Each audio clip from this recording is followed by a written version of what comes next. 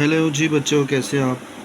अच्छा, इस डायग्राम में हमने किरचॉफ सेकंड लॉ को अप्लाई करके इक्वेशन लिखनी है इस लूप में एन के एल एम एन। इस लूप के अंदर आपने जो है किरचॉफ सेकंड लॉ यूज़ करते हुए इक्वेशन लिखनी है। ठीक है, तो इट्स वेरी इजी। आपको करना क्या है कि सबसे पहले देखिए, हमें जो लूप की डायरेक्शन दी हुई है ना, एन के एल एम एन है। ठीक है, तो आपने N to K and K to L and L to M and then M to N आपने ट्रैवलिंग करनी है। एंड ड्यूरिंग दिस ट्रैवलिंग आपने करना क्या है, आपको सिर्फ दो कन्वेंशंस बता देता हूँ। आप ट्रैवलिंग करते हुए देखें, ये रजिस्टर है, आप एन से ट्रैवलिंग आपने स्टार्ट की, इस रजिस्टर में से गुजरे, देन बैटरी में से गुजरे। जब आप रजिस्टर में से गुजर रहे हो तो आपने देखना यह है कि इस रजिस्टर में से जो करंट पास हो रही है वो इस आपकी डायरेक्शन में जा रही है या आपके ऑपोजिट। देखो, आप एन टू एल जा रहे थे, ठीक है, तो करंट किस तरफ जा रही है, यानी कि आपके ऑपोजिट है। तो अगर करंट आपके ऑपोजिट है तो आपने क्या करना है, आपने करना ये है I3R प्लस साथ यूज़ करना है, क्योंकि करंट आपकी डायरेक्शन के ऑपोजिट थी। अच्छा, जब आप एन टू के जा रहे हैं तो आप देखें कि बैटरी का पॉजिटिव से नेगेटिव की तरफ आप मूव हुए हो। ठीक है, तो आपने बैटरी का नेगेटिव टर्मिनल चूँकि आ गया, तो इस वजह से आपने नेगेटिव का साइन यूज़ करके E2 लिख देना है।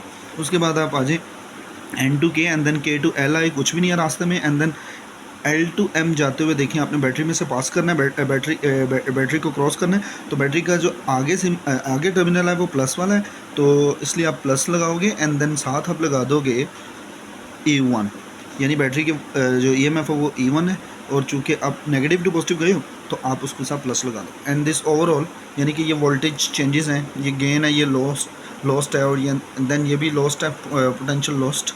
ठीक है, इन सारों का सम इज इक्वल टू क्या होगा, 0। This is your equation. इसी तरह अगर किसी और लूप की भी बात करें तो वो ऐसे ही है। ठीक है, लाइक जैसा कि अगर आप इस लूप में अप्लाई करते हो एन क्यू के एल क्यू, तो आपको क्या करना है, एन से ट्रैवलिंग स्टार्ट करनी है। अब ये देखो, जब ट्रैवलिंग कर रहे हो तो करंट की डायरेक्शन और आपकी डायरेक्शन सेम है, तो इसलिए क्या करना है, नेगेटिव साइन आएगा, यानी कि -4R। उसके बाद इधर देखते हैं, यहाँ पर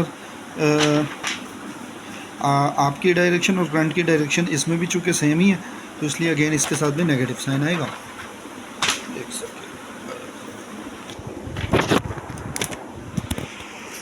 इसके साथ भी नेगेटिव साइन आएगा,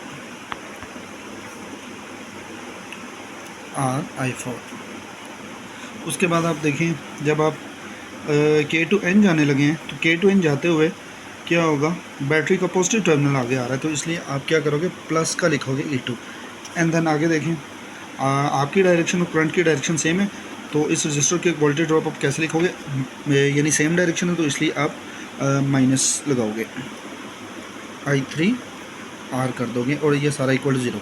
I3 इसलिए क्योंकि इसका करंट I3 था और इसके रजिस्टेंस से प्रोडक्ट किया, और ये सारी voltage changes sum equal to 0 लेते होते हैं according to Kirchhoff second law. So ये था वेरी इजी। इसके अकॉर्डिंग आप इस मेथड से इन कन्वेंशंस को यूज़ करते हुए किरचॉफ सेकंड लॉ के थ्रू कोई भी जो है इक्वेशन लिख सकते हो लूप के अंदर।